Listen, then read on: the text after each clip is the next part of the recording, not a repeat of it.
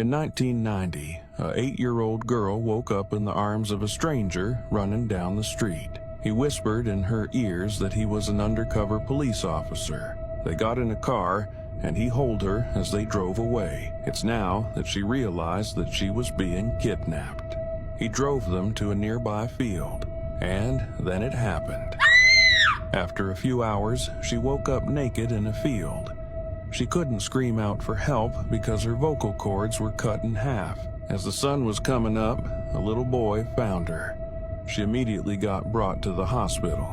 While she was recovering in the hospital, she had to describe the man with notes. This was the final sketch. Despite having all this information, they couldn't catch him until 19 years later when they arrested a suspect. The police compared the suspect's driver license from 1990 and the sketch. It was so accurate that it seems like the girl described the man based on that picture. The man, Dennis Earl Bradford, was sentenced to life in prison. There's something so incredibly disturbing about the death of Ray Rivera. It's not the fact that he was found dead in a conference room of a highly secure historical hotel 8 days after going missing. It's the fact that the only reason he was found was because his coworkers somehow spotted a hole in the roof of said hotel. And it's the fact that literally no one knows exactly how he ended up where he did, because the distance from where he supposedly jumped off to where the hole was in the roof does not add up. Oh, and let's not forget the cryptic note that was found folded up and taped to the back of his computer after his death that talked about the Freemasons and other odd things. And I think most disturbing of all is the fact that before he went missing, he answered an unknown phone call to which he yelled, quote, "Oh shit," before running out of his house in a panic, ultimately to his death. This is the mysterious death of Ray Rivera, and I think more people should know what happened to him, so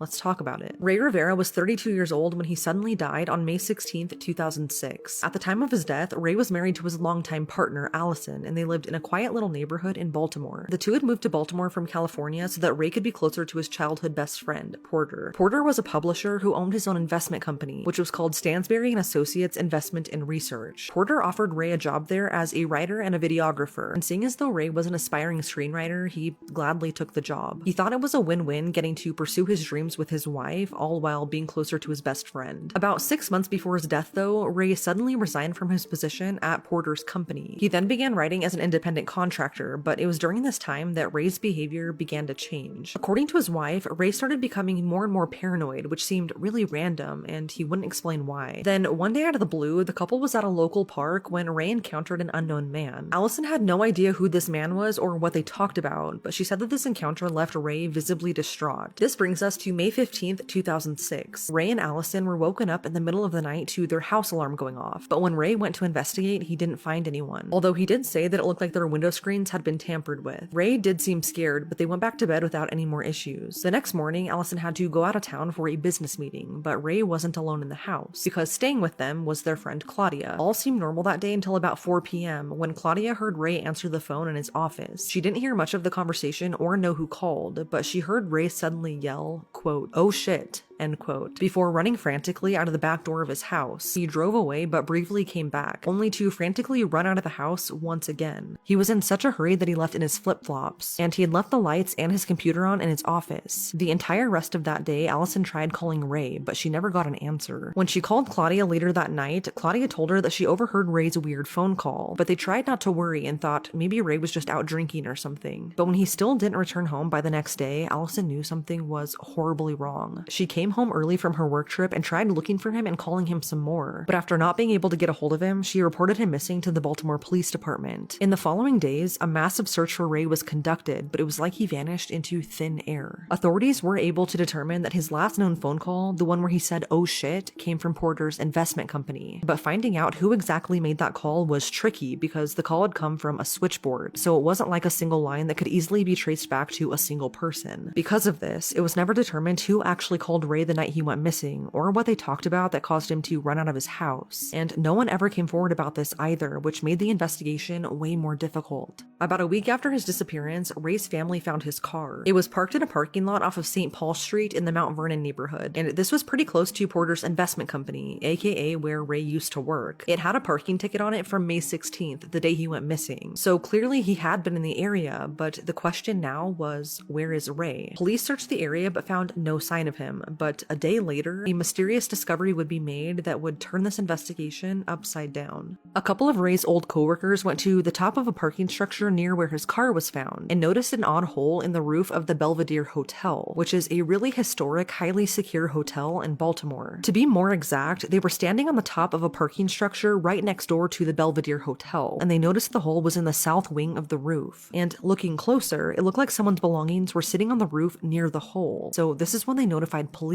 When Baltimore PD went into the Belvedere Hotel beneath where the hole was, they made a gruesome discovery. There they found Ray's badly decomposed body, which just so happened to be in the conference room of the hotel. It was clear that he'd been dead pretty much the entire time he was missing, but this is where things start to get strange. So initially, police thought that Ray willingly jumped off the roof of the hotel 14 stories up and then crashed into a lower roof of this hotel and then landed in the conference room. But then the lead investigator on the case said that it looked like the scene had almost been staged. His glasses and his phone were found on the roof near the hole, but they were in great condition, all intact, and nothing was broken, which was odd because if he had jumped or fallen off the roof 14 stories up and then crashed into the building, you'd think that they would have had some damage to them. Then they examined Ray's injuries, which really only bring more questions to the case. So both of his shins had been broken inward and in an inconsistent way, and not only that, but the right side of his pelvis was crushed. He also had some fractured ribs, punctured lungs, and some damage to his skull. The medical examiner noted that if he had really jumped and had fallen feet first into the hotel, he wouldn't have had these types of injuries. According to them, his injuries were not completely consistent with just falling or jumping off of the roof, and it wasn't just the way he was injured that made investigators have doubt. The main question was how exactly he got to that part of the hotel where he supposedly fell in. Police theorized that he jumped from the top roof of the hotel and fell 14 stories to a lower roof of the hotel, but the hole was roughly 45 feet from the roof's edge, and the layout of the roof and the location of the hole just really don't add up as there's a pretty sizable distance between the two. If Ray had fallen vertically like police initially thought, it would have been a fall of 177 feet, and it would have taken him roughly 3.3 seconds till impact. If he jumped from the main roof and somehow flew the distance of 43 feet to the lower roof before impact, he would have had to have been going a speed of 10 miles per hour. Investigators say this is somewhere between a fast run and a sprint for an average healthy man wearing running shoes. But here's the thing. At the time of his death, Ray was wearing flip-flops, which would have made it incredibly difficult to go that fast. And another thing that's highly suspicious is the fact that his flip-flops had drag marks on them. And it seemed incredibly unlikely that he would have been able to jump the entire 43 feet to the other side of the roof, especially with flip-flops on. The biggest mystery about this is how exactly Ray fell where he did and how he got there. So then police started looking into the possibility that he climbed up onto this really thin ledge of the hotel and jumped. But this was quickly ruled out because in order to get to that exact spot, he would have had to enter someone's office or another person's hotel room. So then police started investigating the possibility that Ray was murdered. But the only thing they found backing this up was one missing personal item. Ray had this really nice engraved money clip that he always carried with him, but when he was found, it was missing, and to this day, it's just mysteriously never been found. Authorities hope that there would be security footage from in and around the hotel since this is a pretty secure hotel, but conveniently, all of the cameras on the roof and leading up to the roof weren't working due to technical problems. So then the next hope was that someone, either a guest of the hotel or an employee, saw Ray that day in the hotel, but no one did. I guess there weren't any alarms on their fire doors, and it was possible that the elevator was left unlocked for Ray to just walk in off the street. It was also rumored that the bartenders on the 13th floor of the hotel would sometimes go up to the roof to smoke, so it was possible that the door to the roof had been left unlocked or propped open. But for not one single person to have seen or heard Ray that day, it just seems so unusual, and not one person physically saw him on the roof either. Another weird thing to me is the fact that Ray had been dead inside of the conference room of the hotel for over a week, yet not one single employee reportedly saw or smelled him. So even though every aspect of this case was bizarre and really unexplained, authorities really didn't have much to go off of. The medical examiner ruled his death as undetermined because it wasn't clear what had actually killed Ray since he didn't have a loss of blood and none of his injuries were extremely life-threatening. Authorities closed the case, citing his death as undetermined but a probable suicide. Allison and the rest of his family just don't agree though. Ray seemed happy, they were trying for a baby, and he'd even rented out an office space the weekend he disappeared to write, which doesn't really suggest that he would take his own life. So this made Allison search their house for any clues that could explain if he really did this to himself, or even a possible suicide note. And what she found is chilling, but this also only raises more questions. Allison found a folded up piece of paper in plastic taped to the back of Ray's computer. It was a note that he had written the day he died, and it appeared really random. random. It was addressed to, quote, brothers and sisters, end quote, and referred throughout to a well-played game. In the note, he requested to be 5 years younger, and he listed names of prominent figures in Hollywood, movies, and Freemason quotes. The note began and ended in phrases used in the Masonic order. Allison did hand this over to the FBI, and after they analyzed the note, they concluded that it was not a suicide note, but rather just a strange note that Ray wrote. Why he tried to hide it like that is still a mystery. Allison said Ray liked anything involving secret societies and did have a seemingly new interest in the Freemasons, but since he was a writer, this could have just been a random list of things that he wanted to research about. One thing that is weird, though, is that a representative at a local Freemasons lodge did confirm that Ray inquired about a membership the same day he went missing, but ultimately this was ruled out as having any connection to his death. I've seen the video before. I saw it when it first happened.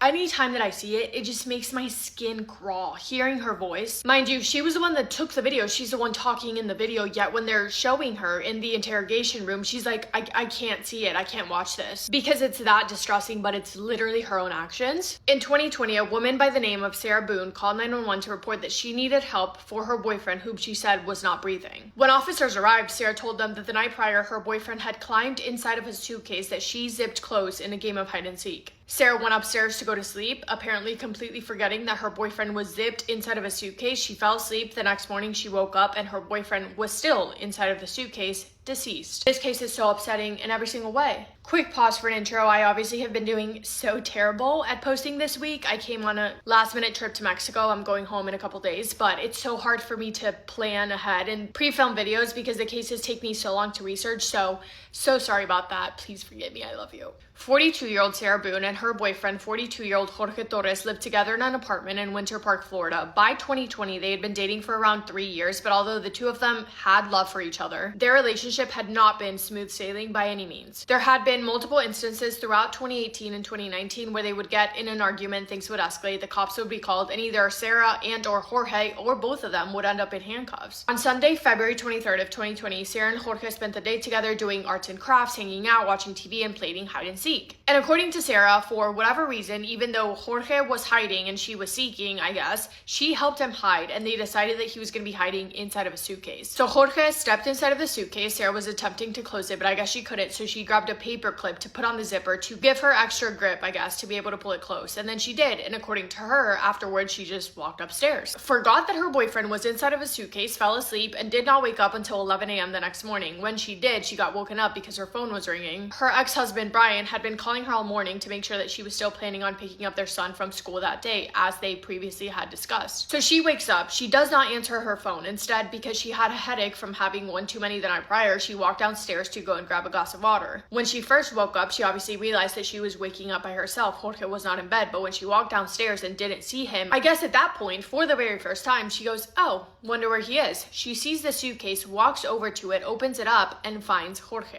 He had been inside of the suitcase the entire night. His body was stiff and purple, and then Sarah decides to make a phone call. Does she call 911? No, she calls her ex-husband, Brian. She calls Brian, who lives about 10 minutes away, and she asks him to come over. When he gets there, he sees the deceased body of Jorge and tells Sarah to call 911. She does, and the first thing that she says when the operator answers the line is, my boyfriend is.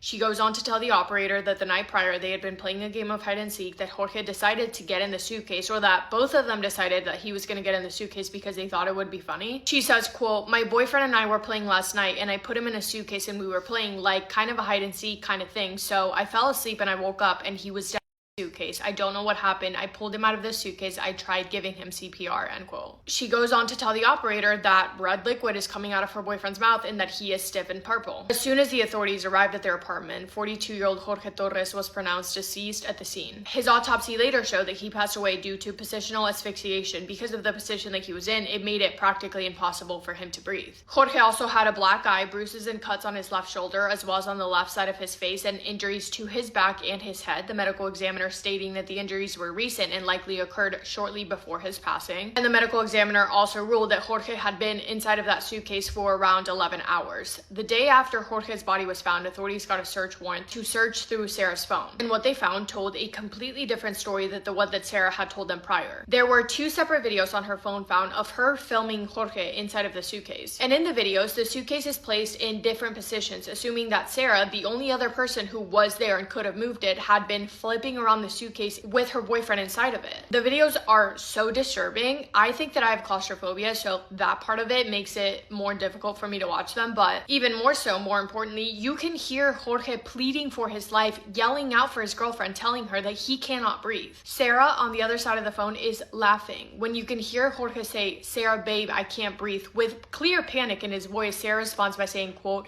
"You should probably shut the F up," end quote. They are so incredibly disturbing, and not to mention, it goes completely against Sarah's version of the story that she was upstairs and forgot about Jorge being in the suitcase. At one point in the video, when Jorge again says that he cannot breathe, Sarah says, quote, "That's what it feels like when you cheat on me." Very clearly slurring her words, but finding it funny. Sarah sat there recording him as he was slowly losing his life. She watched it, and then she walked away and she went to bed. When Sarah is asked about the injuries, she again sticks to her story that everything was an accident, that she doesn't know what happened, that they were just playing a random game, and she had no clue why or how he would have additional injuries because she just doesn't know what happened. So investigators tell her, look, by the way, at this point of the story, Sarah has no idea that they have found those videos on her phone. She has no idea that they've seen the videos. I don't even know if she knew that the videos existed because, again, she had one too many. But they tell her, it's very clear that you guys had a very messy, toxic relationship. There are records of him and you previously calling the cops when you guys have gotten into arguments. Is it a possibility that you putting him in the suitcase was your way of getting back at him for something? And Sarah is like, no way. I love him. I care about him. He loves me. She tells him that she would never do anything to intentionally hurt him. She tells them that she's a great person and that she could never be capable of doing something malicious, saying, quote, "I don't think you all understand who I am. I've always been a straight A student. I'm an outstanding mother to my son. I excel at everything," end quote. Not long after, detectives stop Sarah and they tell her that there's something that they need to show her, and that's when they pull up the videos. Detective Colony opens up the laptop and he plays the videos that they pull from her own phone, recorded at 11:12 p.m. on February 23rd of 2020. On screen was the suitcase that Jorge's body was found in, and you can hear him calling out for Sarah, pleading for his life, begging to be let out, saying that he couldn't breathe. And you can hear Sarah cursing at him, saying that this is payback for everything that he has ever done to her. When the video stopped, they asked Sarah if she remembers taking the video, and she says no, and then she casually points out that the detective's laptop is about to die. She didn't cry. She actually showed no emotion whatsoever. All she did was tell the detective that he should probably go plug in his computer and that she didn't want to see the video anymore. At the end of the questioning, even though she kept insisting that she never did anything wrong, never did anything intentionally or maliciously, on February 25th of 2020, authorities placed Sarah Boone under arrest for the second-degree murder of Jorge Torres Jr. Her trial began October 14th of 2024, and the jury found Sarah Boone guilty, and on December 2nd of 2024, she was sentenced to life in prison. Horrific case, and again, it's so shocking to me how a human being can be here 1 second and then just gone the next. And it just sends chills down my spine how it's like you could think that a couple was just having fun in their apartment, playing hide and seek, whatever they were doing, and then someone never wakes up again. I don't know. From the moment that I first heard about this case, I've never been able to forget it. But yeah, that is all I have for today's video. Thank you for spending time with me today and for listening to Jorge's story. Let me know if you guys have heard of this and let me know what your thoughts are on it. Because I remember when this happened, it was all over my For You page, I think. Horrible nonetheless, but yeah, that's all from me today. Hope you guys are having the best day. If not, go do something to make it the best day. Make somebody happy, and I will see you in my next video. Again, so sorry that I've been so inconsistent with posting this week. I'll be back home. Today's Wednesday? I'm filming this Wednesday morning. I'll be back home on Friday, so. And I'll just really quickly mention it again. If you're not in the Instagram group chat, that's where I usually post updates and just chat about what I have going on and where I am. And I also love asking about you guys, because that's one of my favorite things to do is go on the Instagram group chat and tell you guys to tell me positive news, because I love hearing them. Anyway, I will see you in my next video. Massive kiss on the forehead to every single one of you. This 8-year-old is the youngest serial killer that the world has ever seen, and he's somewhere out free in the world right now. This is one of those cases that really just makes you think at the end of it, why do kids kill, and is anyone ever born evil? Very, very quick disclaimer, while I was researching this case, I found a lot of conflicting information, so I did my best to find the info that I thought was the most accurate. If I got anything wrong, just let me know in the comments. This case takes us back to 2006 in a very very secluded, small village in India. The majority of the people living in the village really only had enough to survive. Jobs were hard labor, little wages. Most of the adults were working really, really long hours just to make ends meet, leaving the kids of the village to just kind of do whatever. There were a lot of children that lived in this village, and they went to school and they had daycare, but for the most part, the kids were just kind of running around playing outside. And there's one family that we're going to talk about a lot in today's case, so I need you to remember them, and that is the Sada family. One day in 2006, a 6-year-old girl from the Sada family just vanished with no explanation. Her family never said anything, they never reported her missing, but members of the village just realized that they hadn't seen this particular 6-year-old girl out playing in a while. And then a few months later, an 8-month-old baby girl from the Sada family also just vanished with no explanation. And again, the family just didn't say anything to anyone. It was like one day, members of the village saw this little baby girl out and about with her family, and then the next day, no one just ever saw her ever again. And then a few months after that, a 3rd child from the village would just mysteriously disappear, but this time it was not a member of the Sada family. One day, 6-month-old baby girl named Khushbu was taken to the local daycare by her mother, but when her mom tried to pick her up at the end of the day, her 6-month-old daughter was gone, nowhere to be found, and no one from the daycare had any idea where 6-month-old Khushbu went. But Khushbu's frantic mother just starts running up to anyone in the village that she can see, asking if any of them had seen her daughter. And then she asked a member of the Sada family if they had any idea what happened to her 6-month-old daughter, and this member of the Sada family told Khushbu's mother that they believed that they did know what happened to her child, and together they called the police. And when the police arrived, this member of the Sada family told the police that they would get all the answers they were looking for if they spoke to this 8-year-old boy named Amarjeet Sada. And when the police asked this 8-year-old boy if he had any idea where this missing baby was, he refused to speak to the police until they gave him cookies. So the police did. They gave the 8-year-old child cookies, and then 8-year-old Amarjeet just told the police blatantly, "The baby's dead, and I killed her." He confessed that he stole the baby from daycare when no one was watching. He took the baby to a secluded field where he stole the 6-month-old baby girl's life by beating her with rocks. He then buried her in a shallow grave, which he took the police to. Amarjeet was taken into police custody, and he wouldn't really say much. He would just smile, like it was all some game. Amarjeet was known in the village as a bully, kind of a mean kid, but I doubt anyone in the village would have thought that this little boy was capable of murder. It turns out his family, the Sada family, knew about this and had been keeping this dark secret for almost a year. Amarjeet's first victim, that 6-year-old girl, was actually his cousin. He lured her to a field, probably saying that he was gonna play with her. And then in that field, when they were completely alone, he brutally took his cousin's life. It was in a very sadistic way, the way that he did it. Like he enjoyed it, like it was a game. And then he just went home and he told his family, he told his mom, he told his dad, he even told his cousin's parents that their daughter was dead. And the entire Sada family decided to just keep this family business. They never reported the 6-year-old girl missing or dead. And they did this to protect Amarjeet, who was only 7 years old when he killed his cousin. His family tried to educate him about what he did was wrong, but it would only be a couple months later before Amarjeet took his second victim, his 8-month-old baby sister. This time his victim was his little baby sister. And again, afterwards, he just happily told his mom what he did. And again, the entire Sada family just chose to cover it up and protect him. A lot of professionals believe that Amarjeet is a textbook sadist. He never showed any remorse, never gave any motive on why he killed. It seemed like he killed because he just liked it and he thought it was fun. And due to the law in India and Amarjeet's age, he did not go to prison for his crimes. Instead, he lived in a home for child offenders until he turned 18, and then Amarjeet was released.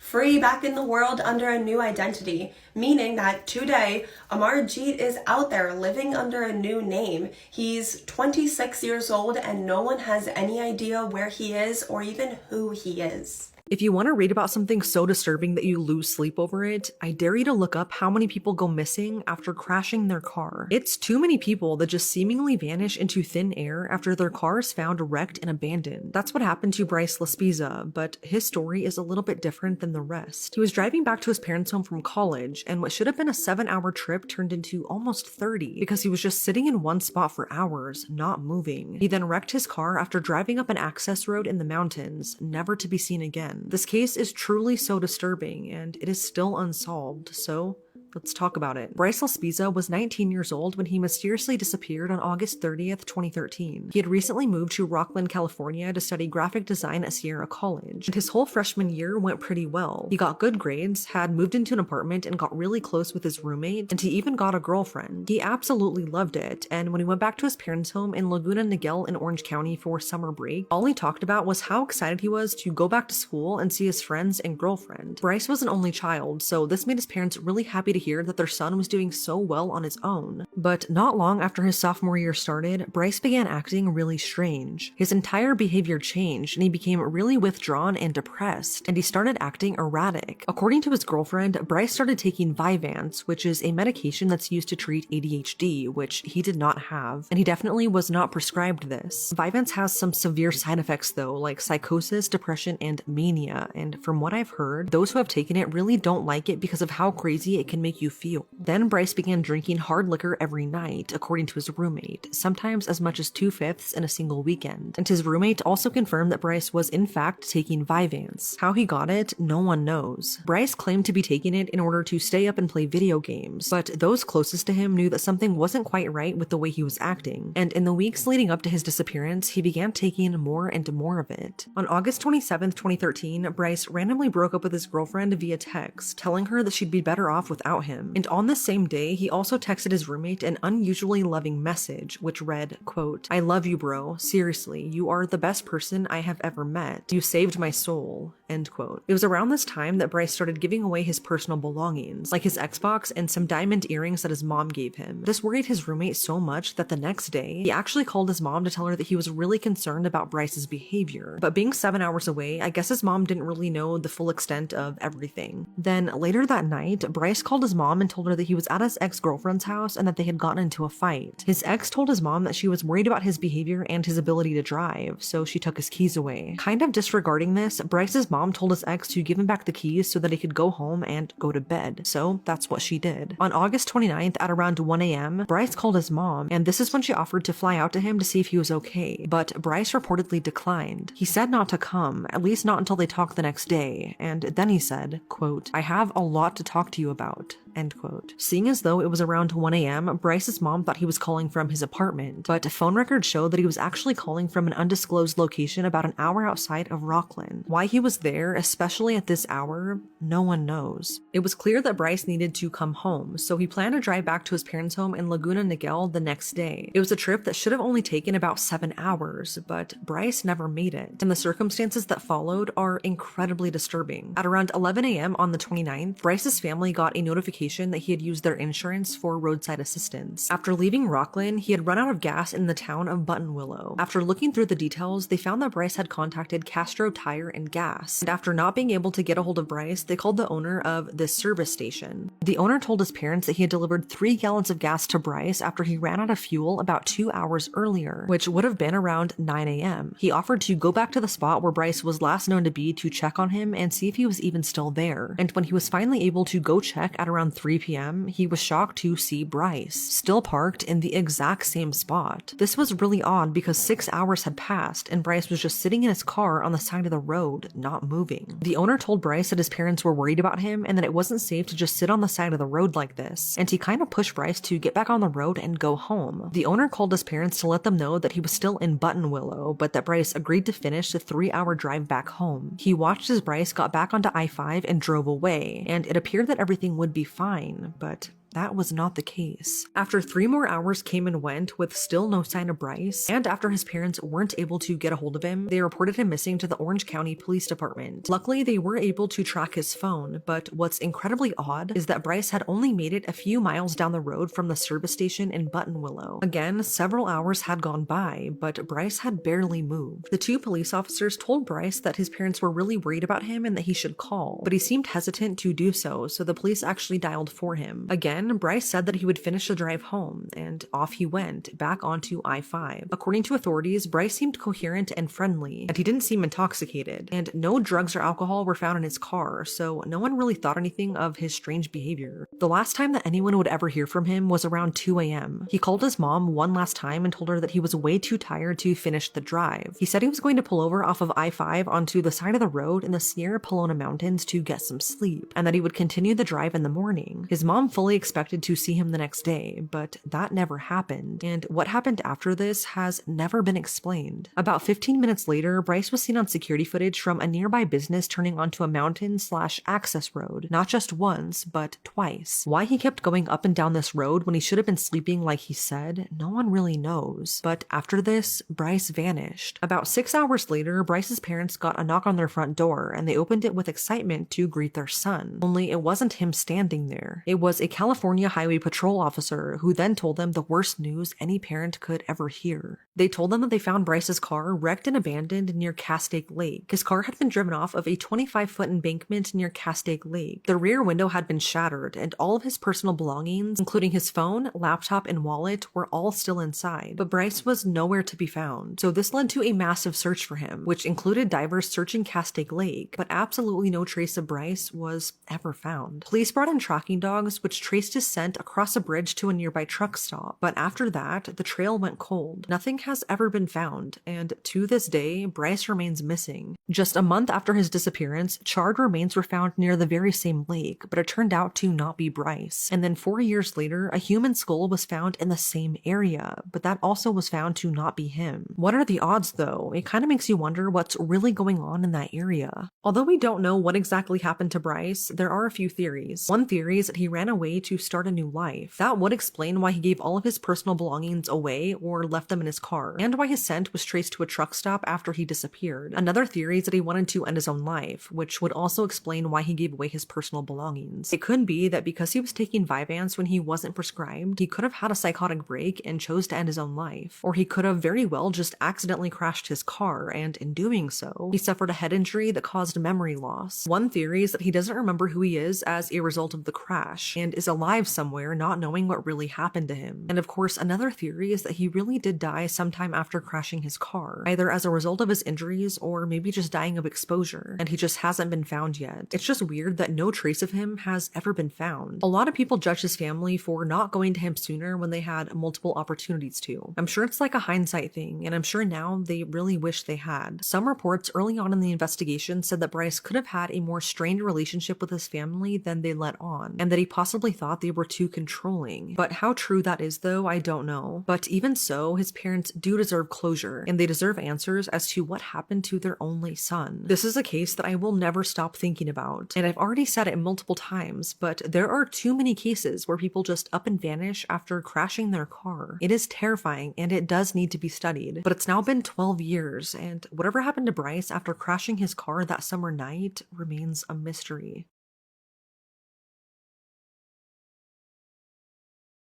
This mother was accused of killing her own daughter, and the only witness was her 6-year-old son.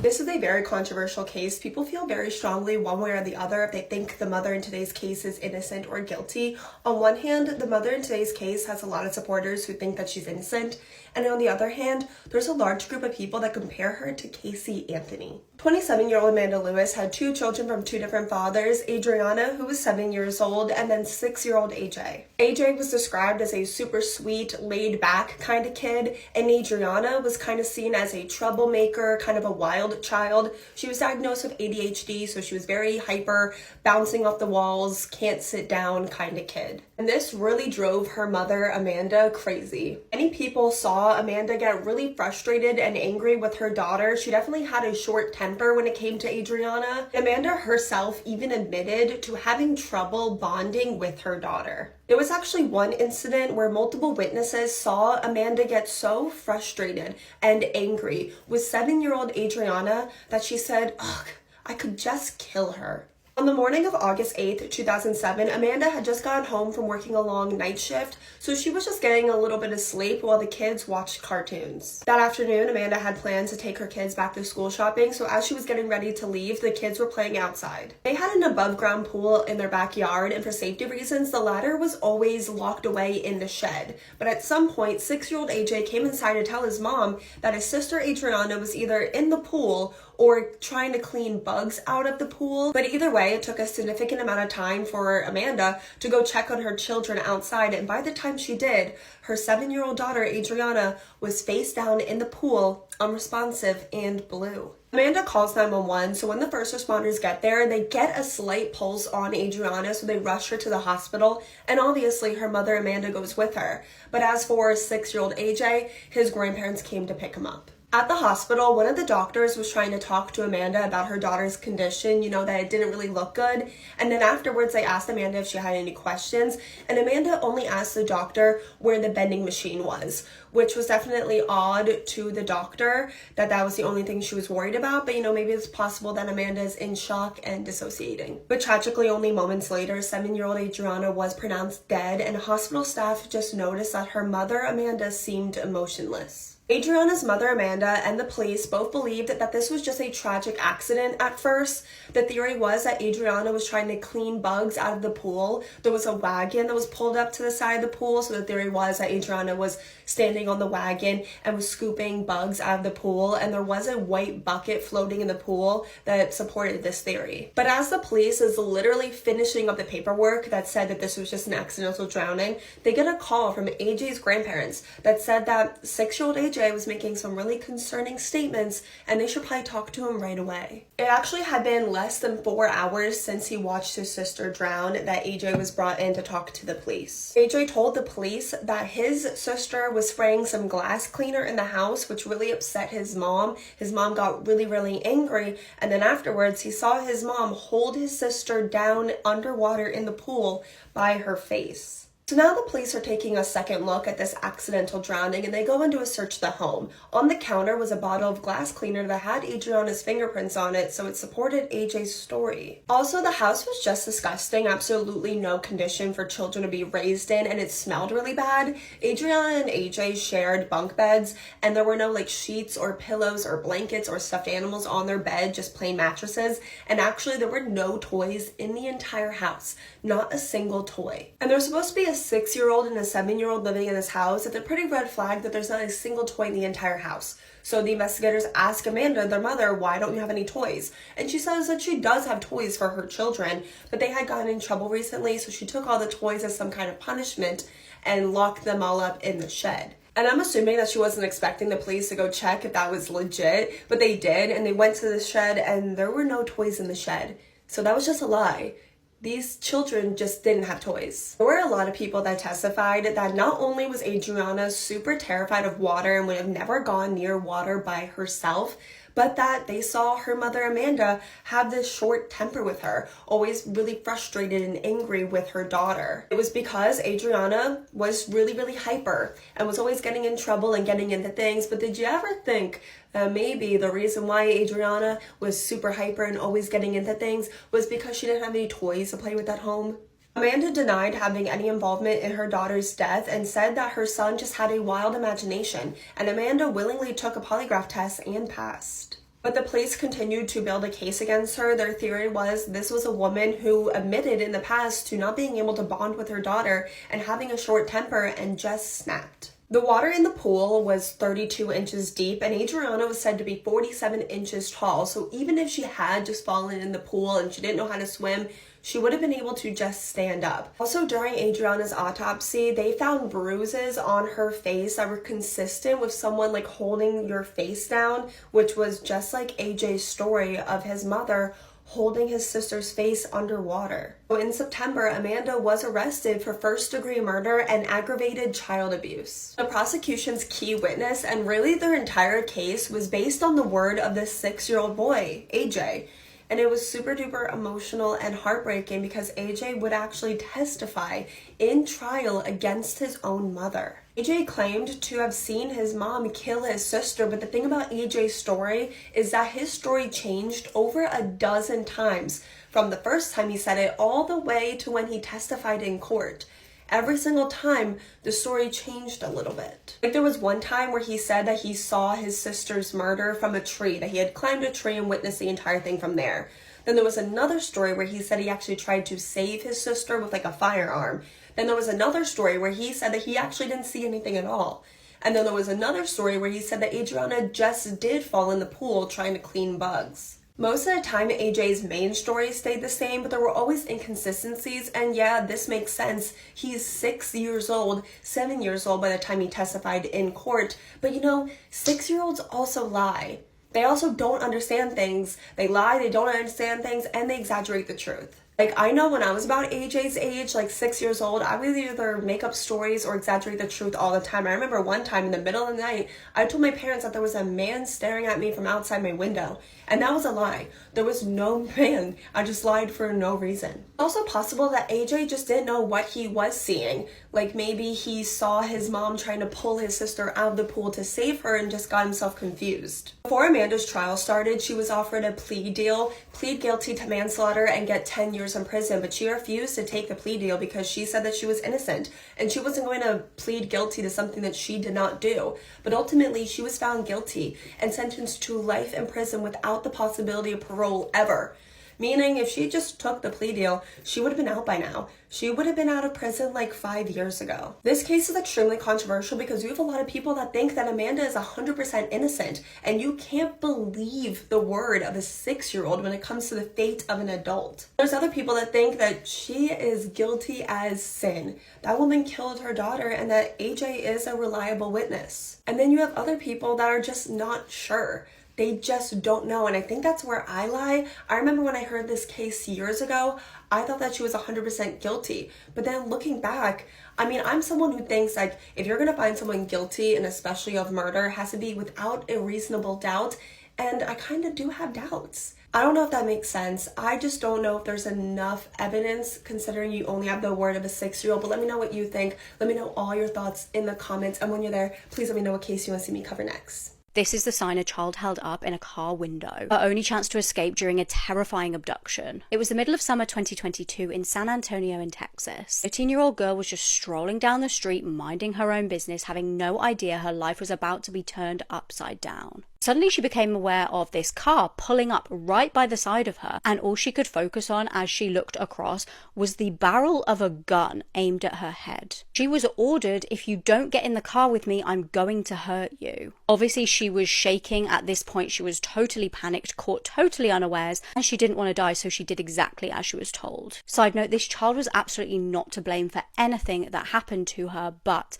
please do be warned, do not ever go to a second location in these cases. If I can educate you guys with my videos on one thing, it's just don't ever go to the second location. You stand more chance of surviving if you start screaming and shouting and running. Make a big scene. The chances are this person is threatening you to try and get you to go to a second location so that they can't be seen doing what they plan on doing to you. The man in the car was Steven Sablan, a fully grown man and pedophile. And as soon as this girl got into the car, he just kept driving and driving and driving. And when the car finally stopped after over an hour, the girl didn't know whether to be relieved or terrified. She was like, oh my god, what the hell is going to happen next? Sickeningly, he forced her into the back seat of the car and SA'd her as she cried out in horror. Over 2 agonizing days this carried on. He kept driving and driving and then stopping the car to SA the child and then start driving again. Finally, on the 9th of July, when he pulled over at a laundromat in Long Beach, the child saw an opportunity to escape. She was like, I know that I need to move fast and I need to think quickly. She quickly scribbled the words, "Help me," on a scrap of paper, but she couldn't get the piece of paper to anybody. She was locked inside the car, so she had to hold it up at the window and mime "help me" to the first person that walked by. Thank God this person did see her and was immediately like, what the hell, and rang 911.